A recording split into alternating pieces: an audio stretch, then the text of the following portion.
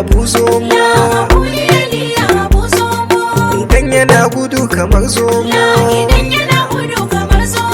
ya buɗe kunnuwa kamar zomo, da 'yan ƙafafuwa kamar zomo. Kai dan Habu ka daina jin haushi, wasa muke irin na 'yan baya, mata suna kiɗa da 'yan ƙwarya, kai ko kana rawa kamar zomo.